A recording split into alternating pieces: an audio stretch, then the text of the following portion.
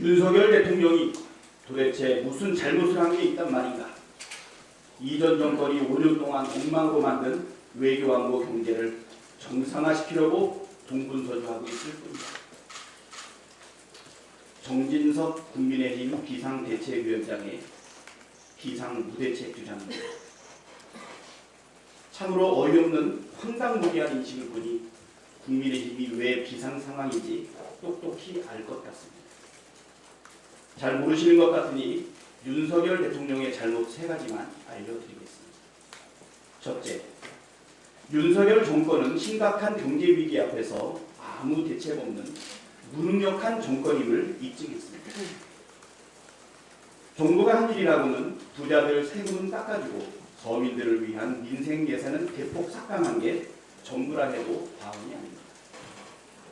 고물가 고환율 고금리 상황에도 뾰족한 대책은 없고 김진태발 레고랜드 사태는 강 건너 불구경하다가 금융위기만 한껏 키웠으며 흥국생명 콜옵션 연기 사태에 대한 판단과 대응은 한승하기만 합니다. 국민께서 매긴 윤석열 정권의 경제정책 성적표는 낙대점입니다. 한국갤럽의 11월 첫째 주 조사에서 경제부문 긍정평가는 겨우 21%에 그쳤고 경제개혁연구소가 10월 13일 발표한 정부 경제정책에 대한 국민의식 조사 결과에서도 국민의 46.8%가 F합점을 줬습니다. 윤석열 대통령은 지난 3월 7일 경제는 대통령이 살리는 게 아니다라면서 지금은 대통령이나 정부가 그저 멍청한 짓 안 하고 정직하면 된다고 말한 바 있습니다. 경제가 살아나지 않는 이유가 그 말 안에 다 있는 것 같습니다.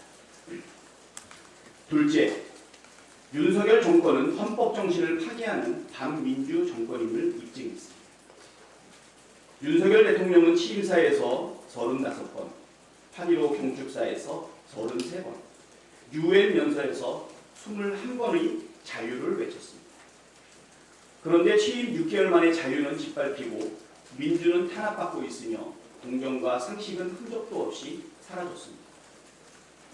대통령 전용기의 MBC 기자 탑승을 막는 치료랑은 기본이고 심지어 기업을 향해 MBC에 광고 주지 말라 협박하고 YTN 민영화, TBS 폐지도 추진하고 있습니다.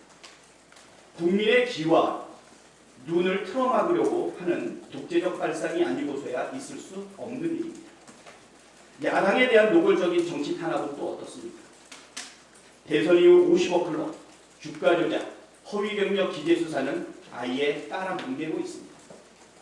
윤석열 대통령 본인과 부인 김건희 여사, 장모 최은순 씨에 대한 압수수색은 단 한 건도 없는데 야당 대표 관련 사건은 234건이나 압수수색했습니다. 234대 빵.